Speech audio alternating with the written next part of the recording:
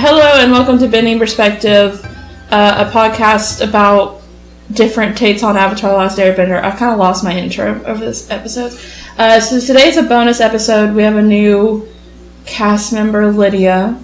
Hello. Yeah, hi Lydia. Hi. So Lydia's the cousin, still familiarizing it, proud of ourselves. So we're just going to talk about her perspective of what happened.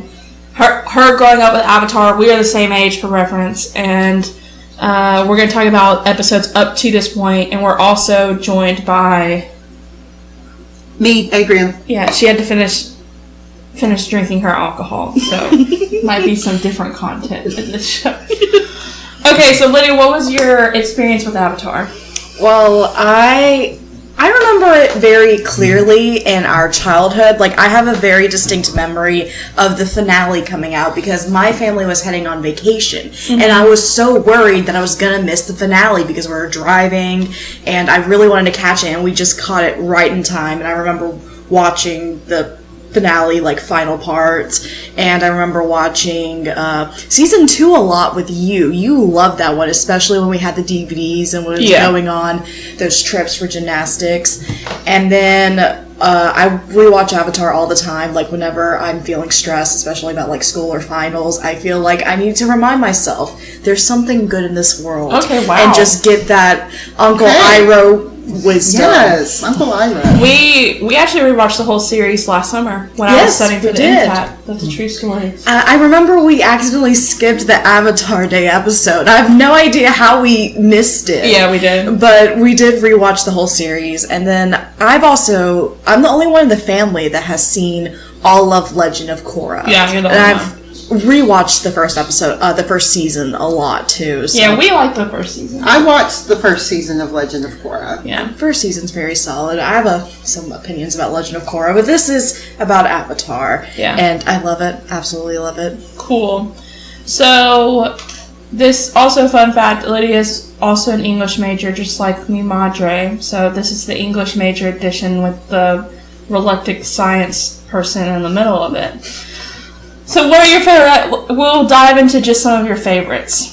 So just let's start with season 1. What kind of chronologically ordered some of the best episodes for you? I think... So, the Southern Air Temple and the Storm, I particularly like for the focus on Aang. And just kind of getting into the idea of him really being so out of place and all that he has lost being the last airbender, and especially the Storm really gets into that emotional kind of anguish he has with that dream sequence. And it's just, I think, the first kind of confrontation of this underlying emotional burden that he has, because he's not really going to get the chance to really explore all that grief. I mean, they're in a very time-sensitive mission right now. They have till the end of summer. Yeah. And yet there's so much, 100 years has passed, so he has to deal with kind of that gap. And he doesn't have the time to look at the past because the future's on the line here. Yeah. So I think that is something that has a lot of depth that's unexpected in a kid's show. Yeah. Like, it has a genocide in it. Yeah. And that's heavy stuff for any kind of media. Right. Yeah. So, are you Mike Aang or Mike Zuko? The real question. Oh, that is... Honestly, I'm Team Sokka. Sokka is that was not the question. And just for reference, dear listeners, she is sitting in Abigail's spot, which puts her location-wise on Mike Aang. I am, of course, in my normal Mike Zuko spot, but Daniel is at work, so... I don't know, because listening to this podcast and hearing Adrian watch Zuko is giving me so much more appreciation for his arc and kind of all the complexities of it and how well done it is. And knowing what's going to happen and knowing how she's going to react to it is like... part for me.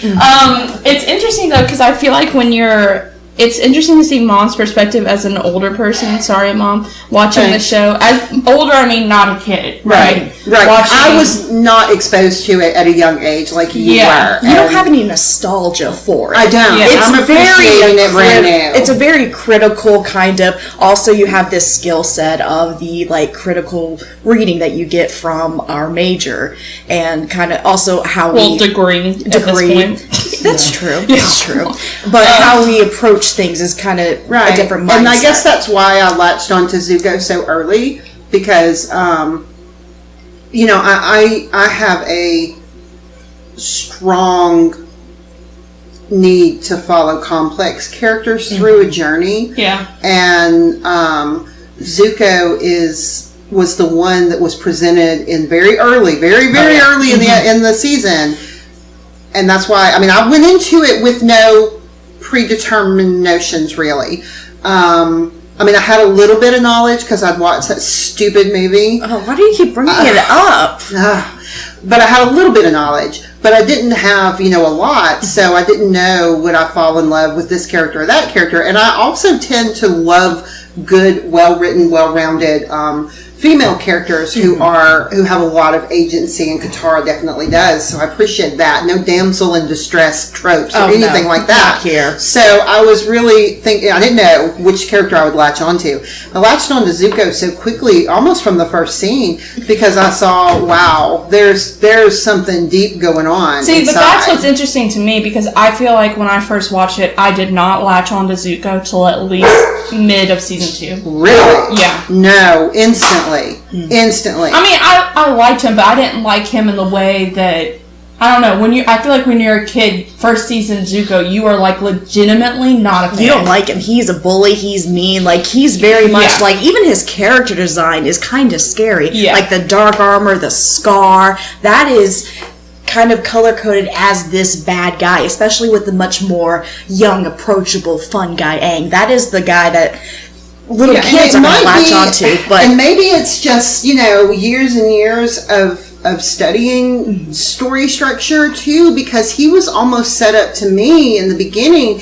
Zuko almost comes off, he has a lot of the Chosen One tropes, right? He's got the wise old mentor character following him around and giving him advice. He's the prince in exile. He's got all these tropes. I think he is a Chosen One. Yeah, that sets him up as this is the person that you're going to follow. And also, I hate to bring another property into this because I know that we're focused on this one, but it does inform the way I read things.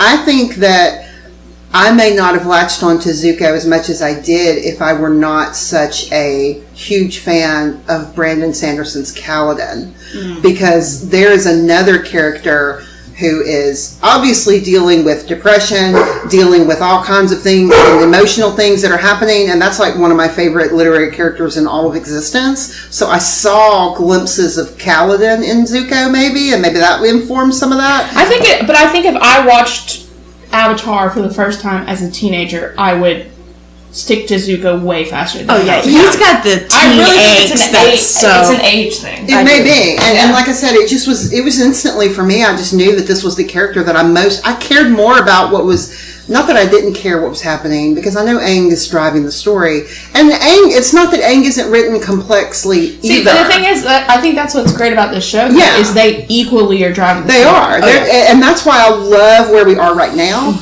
and why I said it several times in the last podcast episode, our roads are converging. Our two diametric forces, our two heroes basically, are now heading and are in the same place and are going to meet up. There's no question. So I like that. But Zuko's story just grabbed me from the start. But and Lydia can attest to this, what I love is how much knowledge and how good Mom is because of experience of seeing where stories are going. She has no idea where season 2 is going. Oh, you are so right.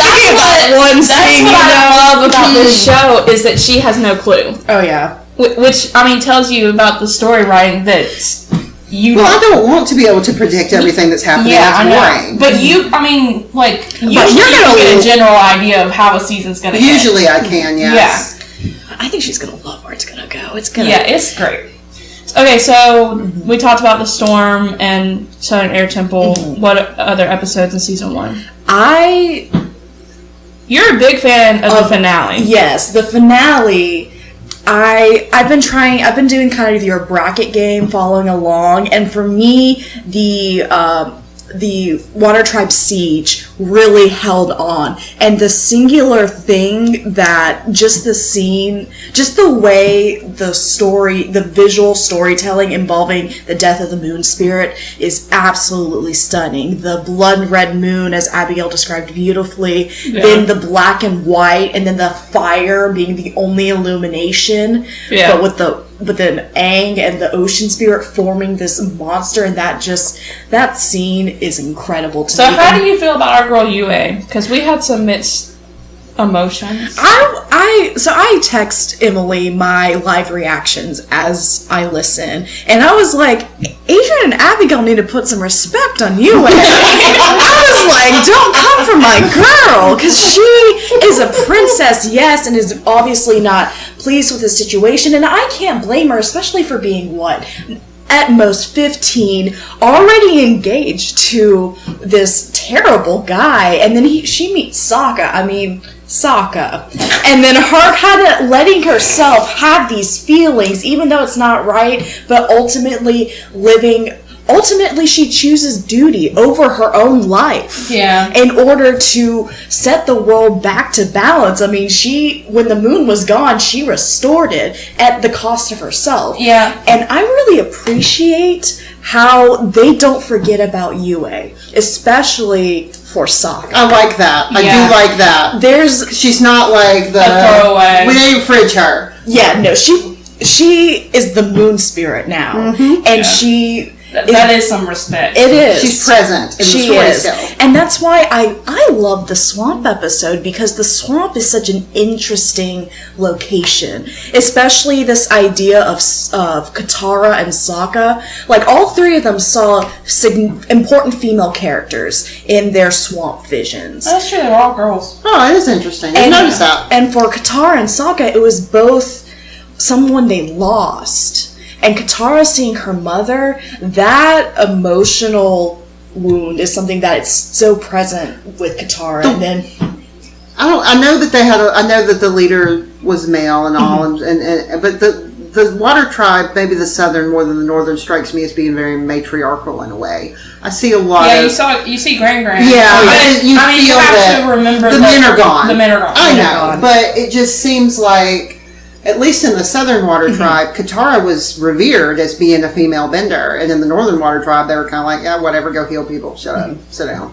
It was a little bit different, but I did get a feeling that, there was kind of I don't know, there's also a lot of association through history of associating the moon with women, and it's kind of the feminine to the male side. Right, and that. But in a twist, we have our sun-based, Fire Nation, who's, tossed out their crown prince in favor of a princess. So everything kind of gets subverted, which is cool. It's great that it's not that predictable. Yeah. I watched the Hello Future Me video. Shout out. I know. I'm so mad right now because I love Hello Future Me. I've watched a lot of Tim's stuff through the years, and I've been banned from Hello Future Me. Because he spoils things. Because he talks about Avatar so much. So I've been banned. But I watched a video about how, you're at this point, you know this to be true, that like the ideology of how the Fire Nation wants to spread its prosperity. And he's saying that part of the reason why they were so successful in spreading that propaganda is that they really are better in a lot of nations in a lot of ways. Like gender equality and technology, and like that's why it was a successful campaign, and that makes sense. It's easy to convince themselves like that they are better because they see, compared especially to the lack of strength in like the Southern Water Tribe. I mean, they were reduced to almost nothing, and while the Northern Water Tribe was hiding, and then they see the lack of industrialization in the Earth Kingdom, and they're like, yeah, we are powerful, we are the embodiment of fire, we are the Fire Nation. So it really kind of is an easy mindset to That's why this is such a road for Zuko to walk down. The superiority that he was raised with, that they are that much better than everyone. And now here he is, He's low. living among them, serving them tea, going out on dates, and having to live and realize that, these are people, and seeing that, I knew this was going to be a long journey for him, but he's on the way. Yeah. Uncle Iroh, though, seems to fit in everywhere he goes. Yeah. He seems I think to he's do just that. happy to live. He's happy with life. Yeah. I don't know. Given who his brother is, he probably is lucky to be alive. Yeah. So, Lydia, what is your thoughts on the Northern Water Tribe being a Wakanda situation? Do you agree with that assessment? I haven't seen Black Panther, so I can't. Oh. Okay, well, we know what we're doing tonight. We're remedying that situation immediately. Nana's here, by the way. She won't talk, but she's here. She hasn't seen Black Panther either. It's fun. That is one of the best movies I've seen in a while. I love the Black Panther. One of the best villains ever. Oh, one of the best well-written villains of all time. Yeah. So we're gonna basically, Wakanda is this very prosperous nation that does not. They stay very secluded. They don't involve themselves in the rest of the world. We're going to protect our way of life. We're going to protect our people, and the rest of the world can just go hang. Yeah, and they're like in secret, basically. Now, the Northern Water Tribe is not a secret, right? But they ain't doing anything for the war or the Southern Water Tribe. Nope, they did nothing for the Southern Water Tribe. Yeah. The Southern Water Tribe has pretty much been wiped out. Their men are all gone. Their benders were all captured, right? They're just, they're barely hanging on, and the Northern Water Tribe done nothing. Now, they did say they were going to send some people at the end of the last episode. Yeah, because we saw them on their ships. Yeah, so maybe that will help. Yeah. But, they hadn't sent any benders to help the war effort, and the Southern Water Tribe sent all of their men. Yep. Is Katara's father a bender? I guess I've asked. No, she's the only bender in the Southern Water Tribe. Period? Period. Yep. I thought she was the only, female that remained there. No. That they sent all their benders off to the war. There were no more benders left. They just sent all their men. Yeah. Warriors like Sokka. I did not get that. I didn't pick that up. She is, Aang is the last airbender. She is the last Southern waterbender. Yeah. That's crazy. Yeah. For real.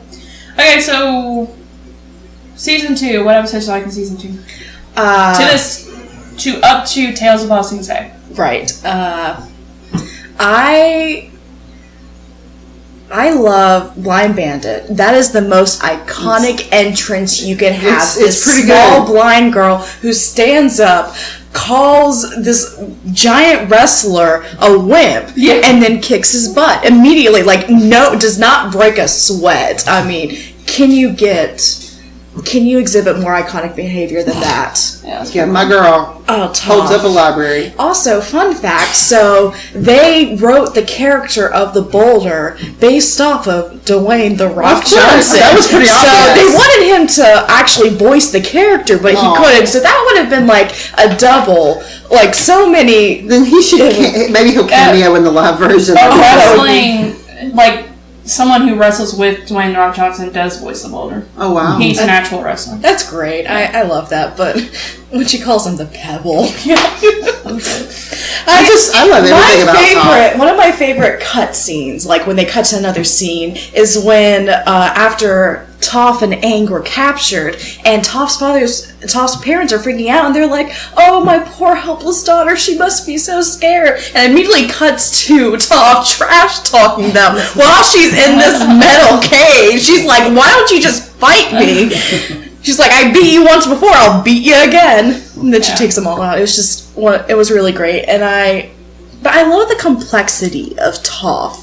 Very much the kind of her leading this double life, her sense of rebellion. She does not do anything by half measures. She had to pretend to be this helpless, blind, passive little girl for her parents while moonlighting as this wrestling champion at age of 12. What I don't understand about her parents is if I had a young blind daughter, I would want her not to be helpless.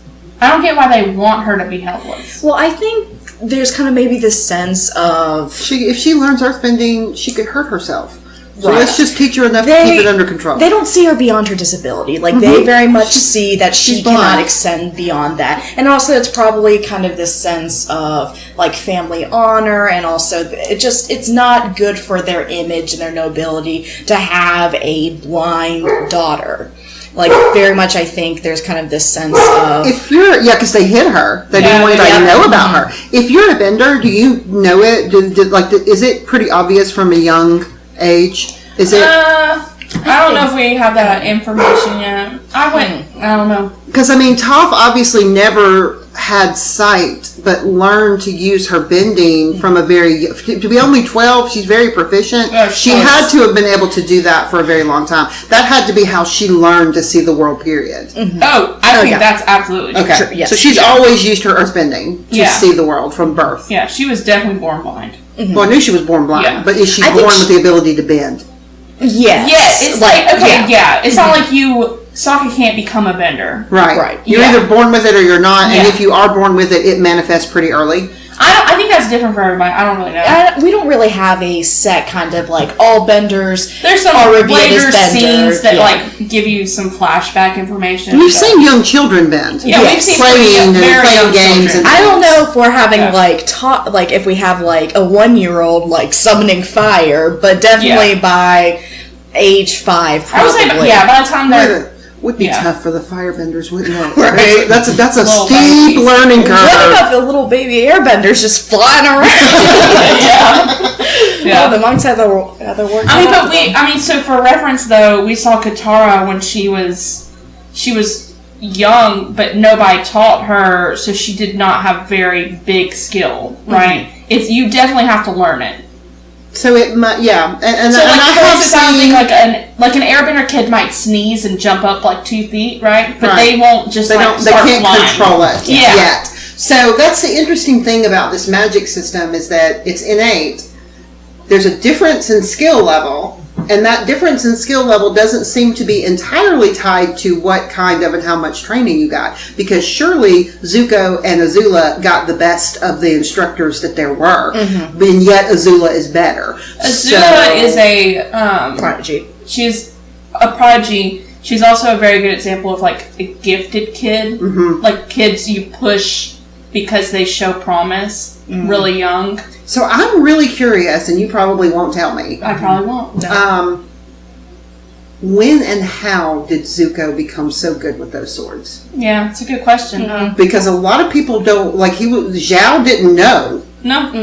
Because when Iroh said, they're decorative, it wasn't as if Zhao walked in and saw them and was like, oh yeah, Prince Zuko is known for being a great swordsmaster. But obviously, because of the episode we just watched, we know that Iroh knows Zuko's good with swords. I think Iroh taught him, but I have never seen Iroh use a sword. Yeah. Iroh just uses his bending and his banjo. It is interesting because you kind of get this, it's never explicitly said, but you kind of get the sense that Sokka knows how to fight, but doesn't know how to bend. And, Katara doesn't know how to fight like Sokka knows how to fight. You know what I mean? You do get the sense that you either fight or you bend. So Zuko being able to do both is very unusual. Right. And the best bending we've seen from him is when he bended in Zuko alone with those swords. That was amazing. That was incredible.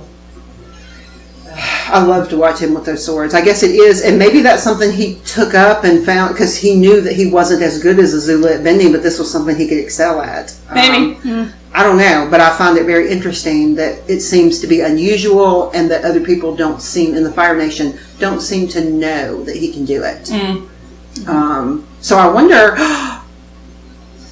the darkest day, when bending doesn't work, Zuko's swords will. Interesting. Okay. Other season 2 episodes? Sure. Bitter Work really... So, I went into season 2 finale, the season 1 finale is my favorite episode. Bitter Work surpassed it. Oh, wow. Because I loved Bitter Work for the lore building, Iroh nations. Talk about the nations. I Iroh. love that. That's just a great way to incorporate it. And really coming from Iroh, it's like you're learning with Zuko. Yes. And it makes me feel good. Zuko raging at the storm, so good. Like, I love that. The symbolism off the charts. Like, it's very present there. It's one of the most obvious symbols you can do, but it's so well done.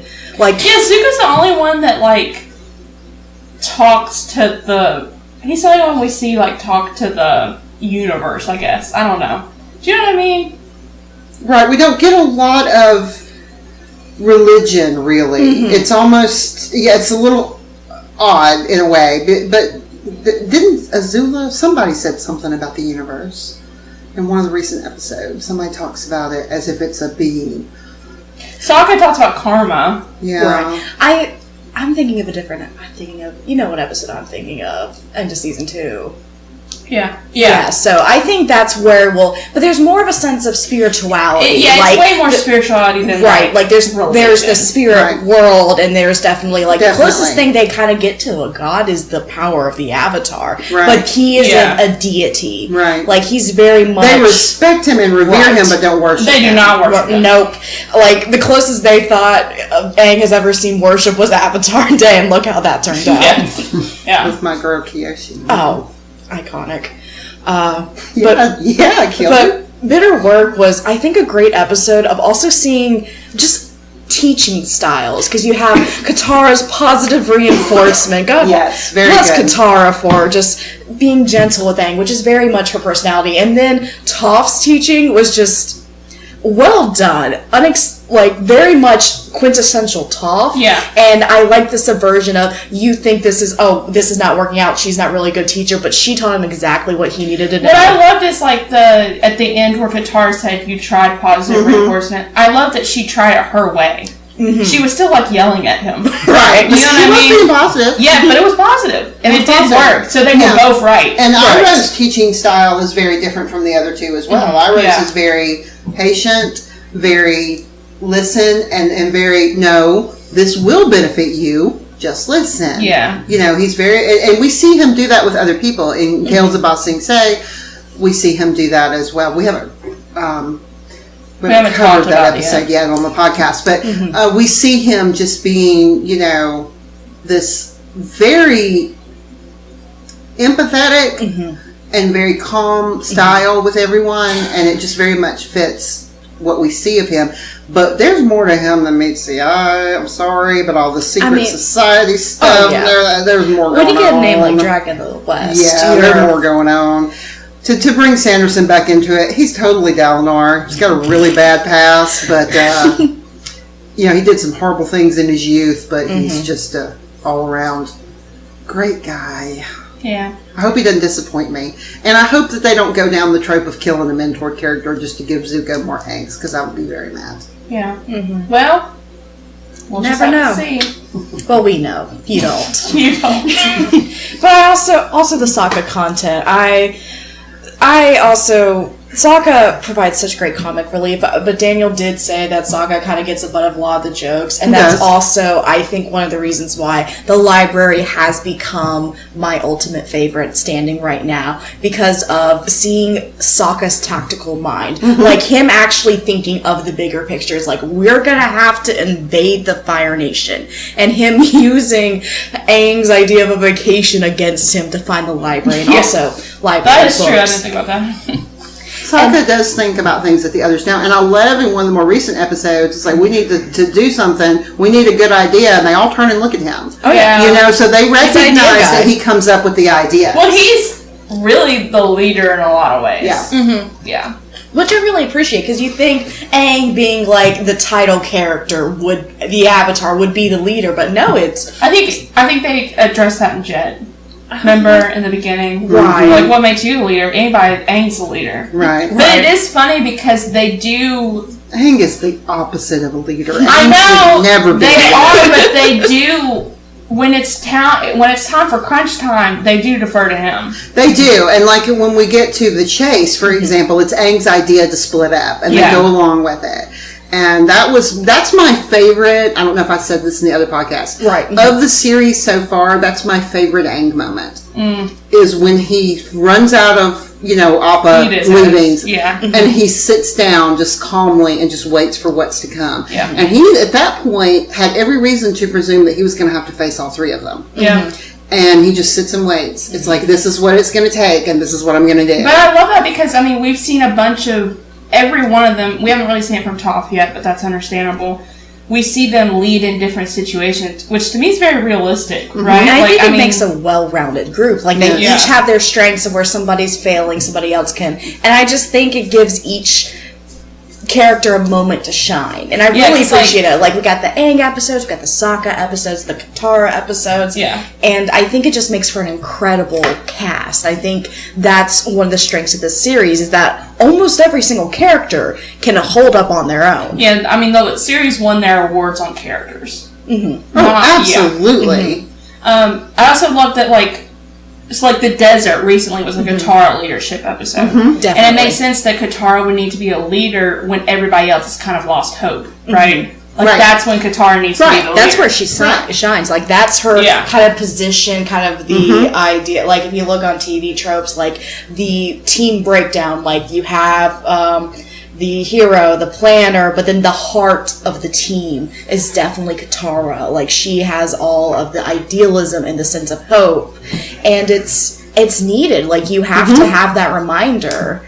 Yeah. And I think it's a strength, like, especially in a lot of media today, you have, like, this trend towards the subversion, the dark and gritty, like... Yeah, the grim dark is everywhere, and sometimes you just don't want it. No.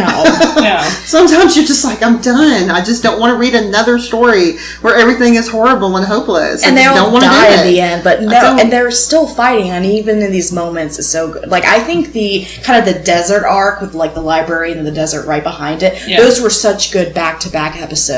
And, like, the library... That really could have been a two-parter. It could have been. Like, they're so intertwined with... Especially with Where's Appa being the final moment of the library. But Mom's really not over it yet. I see it on her face every episode that goes by, and she's like, we still don't have Appa. I'm very upset. And this last one with Momo and the... no. Oh, Nope. Yeah, that's not okay. I get it. I get it as a story device. Doesn't mean I like it. Yeah.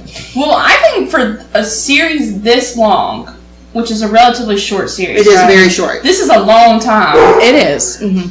It's a fair percentage. For him to be gone. Yeah. It is, and it's impressive. It is. Yeah. It is, and I'm I'm done. Maddie's not happy about it. Maddie's not happy about it either. Maddie loves Appa. He's her favorite character by far. I know. They look very similar. They do. All that white fur. And the chase when the shedding. Oh my gosh. We didn't even mention it during that podcast. But for those of you listening that do not know, so everybody, except Natalie, we own a Great Pyrenees who sheds white hair. Just Google it. Everywhere. Everywhere. So the Appa episode with the shedding, we were like, this is way too real. We live this. Yeah, we live that life. And I think that shows just how careful these showrunners are, that they do that consideration. Like, Emily's talked about it a lot, but actually addressing, we need food, we need money, and showing the exhaustion of travel the world. Has limits. Right. We see Appa multiple times throughout the series, in the first season, second season, he gets tired. And also, episodes like Bitter Work, Appa is just laying down the entire time. Right. When he's not traveling, he's chilling out. Yeah, you can only so often use Deus Ex Appa, right? At some point, you gotta kind of, because then it becomes a device, and it's like, of course, there's no jeopardy for these characters because Appa's gonna save them again, Yeah. So you have to be smart about something powerful. And it also makes sense that when they go into a town, Appa stays outside the town. Yes. So yeah. So you have to be when you give characters something that's that much utility and that powerful, an airbending flying monster, basically very large that can carry you anywhere you want to go. Well, that's great because it helps you do things like travel the length of a continent in one season, right? Yeah. So you need it. Well, they travel the length of the world in one season. That's true. Oh yeah. So one pole to the next. You can't but you can't over rely on it because then there's never a sense of jeopardy for your characters, right? So you have to have a balance, and they've done a really good job with the balance. And then when they took that away, they put them in the extreme worst case scenario when they took away that device, which was so good. Yeah, but once we got past the desert, you know, we could have got him back then. We'll still, because right now in the middle of Ba Sing Se, what good is he doing you, right? The jeopardy they're facing in Ba Sing Se has nothing to do with Appa, right? We could have Appa just chilling in the courtyard of the house that they're in right now, and they could still be facing the jeopardy of the Dai Li. They could still be facing all of those things. So really and truthfully, showrunners, we could have had him back. Okay, well, we don't need to get into too much stuff. Yeah, there's a payoff for this, so just calm yourself. Trust. Very upset. I know. It's okay. So, Lydia, if you had to rank your characters, we saw this. I saw this on the thing that we watched. I think we're going to do this at the end. Yeah, I think we're going to have a character episode at the end. Okay. There was a discussion last episode of what bender everyone would be. Yeah, what were you being? I actually recently took a good quiz I need to do that. it. Like, I think I'll share the link, but I got airbender. What? Because... It looks like none of us would be airbenders. Listen to me. Lydia, you don't like to leave your house for any reason. But I don't like confrontation. And also, who's the world traveler in this family? That's true. Mom doesn't want to leave. I don't like... I'm not traveling outside the U.S. I don't like planes. It's about the sense of freedom. Like, I don't like being told what to do. Like, I very much like living defined as by myself. But that's weird, though, because you really like the safety of structure, though. That's true. So what would that make me then? I don't know. You're a mystery. I don't know. My thing about the airbenders is none of us are like... The only people I would group into airbending is current people who have religions similar to that about detaching yourself from the world. You know what I'm saying? That's very true. Which, I mean, I guess... I don't even know. They were always a very small population, right? So it wasn't very common to be an airbender, was it? We seem to feel that they were small. Well, they have 4 groups. temples in the world. Yeah, I don't... But also the only the kind Fire of... Nation killed them all. Because they wouldn't have all... They're not all located at those temples. They travel a lot. You're going to hunt down every sky bison you see? And that professor asked Appa if he was the last of his kind. So sky bisons are apparently not just like roaming wild. So how could they have possibly killed them all? Don't know. Oh, well, I guess I can tell you this. There's a comic that's set in the middle of season 1. And it's kind of short. But the Aang finds in a market some like authentic airbender relics, and he goes and the merchant like leads him to this. He's like, oh, go there, and where he told him to go was the place that like airbenders would have loved. It's like in the mountains, and he gets really excited, and of course Zhao captures him. And when Zhao captures him, he says, you know, we use this very tactic on your people. Oh, no. So they would put they're very spiritual people. They would like steal the actual very important to their culture artifacts and then lead them into traps with those. That comment was set in the first season, so I don't think that's really a spoiler. I don't think so. I think that's fair game. That's really sad. That's a glimpse into... I don't want Appa to be the last of his kind. I want there to be baby Appas. I know, baby Appas. You've seen Legend of Korra, though. Yes, I have. Yeah. There are more sky bisons. Somewhere. I just don't know where. Yeah. I don't know where. I have kind of divorced the whole Legend of Korra thing from my mind because I watched it when it aired, and not since. So it's been a while, and also I'm trying not to think about it much because, like, I remembered something the other day from Legend of Korra, and I was like, "Wait a minute!" In Legend, and then I was like, "Oh man, that kind of ruined something that's going on right now." Wait, what did you remember? I don't want to tell you. Why? I'll let it out. Metal Lightning. Oh, yeah. Yeah. But you're trust me. Trust me. You're still gonna have a moment. It's still good. It's still good. And I believe in Legend of Korra we meet Zuko's son because he's voiced by the same voice actor. His grandson. Grandson. Doesn't mean anything though. So, I mean, It it means he something. survives. Oh. Okay. Yeah. I mean, Megalodon literally legally cannot kill people.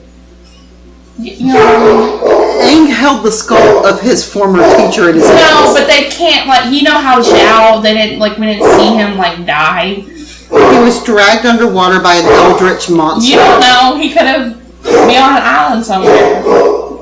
Whatever. It's a Nickelodeon show.